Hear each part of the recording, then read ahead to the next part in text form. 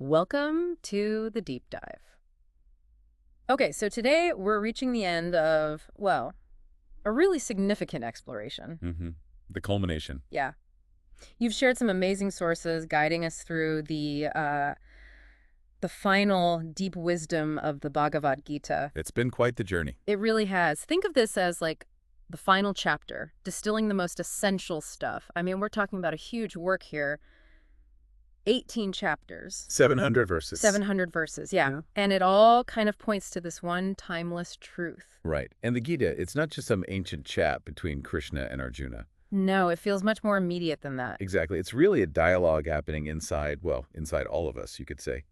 Between our sort of higher self and maybe the part that's struggling. Yeah, confused self. Clarity versus chaos, fear versus freedom. Yeah. That dynamic. And it gets really interesting right at the start, doesn't it, with Arjuna? Oh, definitely. This incredible warrior, supposed to be fearless, and he's just stuck on the battlefield, utterly full of despair. And it's not simple fear, is it? It's deeper. No, it's this mix of, compassion for the enemy, doubt about everything, and just the sheer weight of his duty, his dharma. He's ready to just give up, walk away. Totally. Drop his weapons, run, which sets the stage perfectly for Krishna.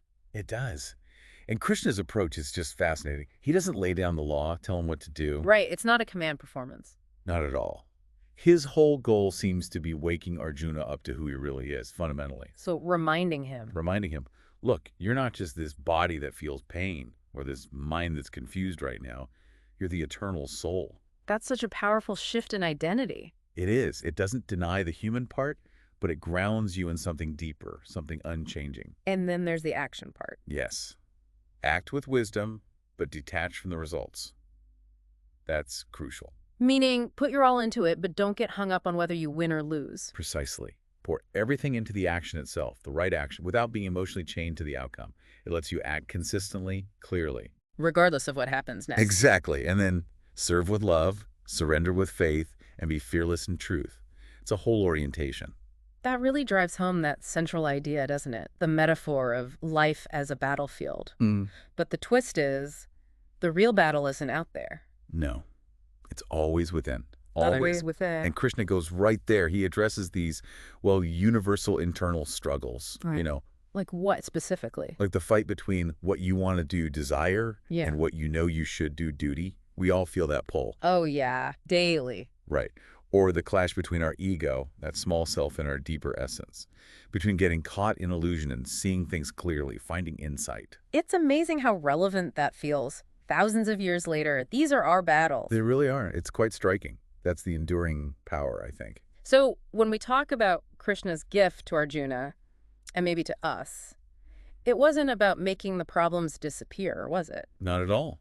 He didn't wave a magic wand and end the war. He didn't offer some easy way out. So what did he do? He removed the confusion. That's the core gift of the Gita. Clarity. Profound clarity. Okay. So it's not about comfort, it's about clarity. Exactly. It teaches you how to engage with life, with all its difficulties, but to do it with soul, with strength, and, with surrender, right in the middle of your own struggles. It's about how to fight the good fight internally, not how to avoid fighting altogether. You've got it. That's the essence. Okay. So we've seen Arjuna's journey, heard Krishna's wisdom. Now let's talk application. Right. The so what? Exactly. The so what. How does this ancient wisdom actually land in your life today? What do you carry forward from this deep dive's conclusion? This is where it gets really practical, I think. The Gita's ending insights aren't just philosophical. They're, actionable. Okay, give us the highlights. Well, first, it really hammers home that you are a soul on a journey. You're not just, a victim of circumstance or fate. And that perspective shift changes how you face challenges, right? Completely. Second, it shows how the different paths, karma yoga, action, bhakti yoga, devotion, jnana yoga, knowledge, they aren't really separate roads. They meet somewhere. They all converge. They meet right at the heart of selflessness. You don't have to just pick one. They weave together. Interesting. What else? Third, this idea that letting go isn't the same as giving up. It's actually about rising above. So not surrender and defeat, but releasing that tight grip on control, on expectations, it frees you up to respond with clarity, not just react. Okay. That's powerful. And the last one?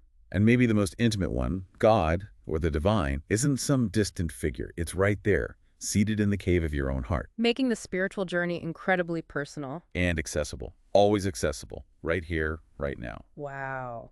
And there's that famous final verse, right? Chapter 18, verse 78. It feels like it pulls everything together. It really does. Wherever there is Krishna, the master of yoga, and wherever there is Arjuna, the mighty archer. There will be victory, prosperity, and truth. Powerful words. Absolutely.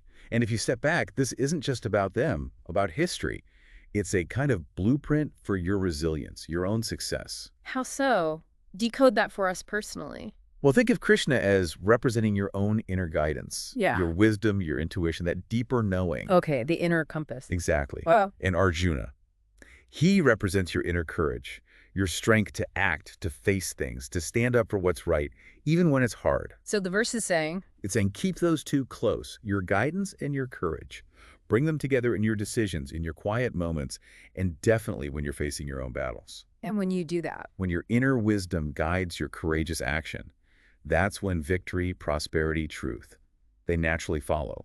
It's an alignment. That makes sense. It connects the inner state to the outer result. Precisely. So really, this deep dive into the Gita's ending, it's not an ending at all, is it? Not really, no. It feels more like a beginning. The real work starts now. In your daily life, your choices, how you act, how you pause. Exactly. It begins in the living of it.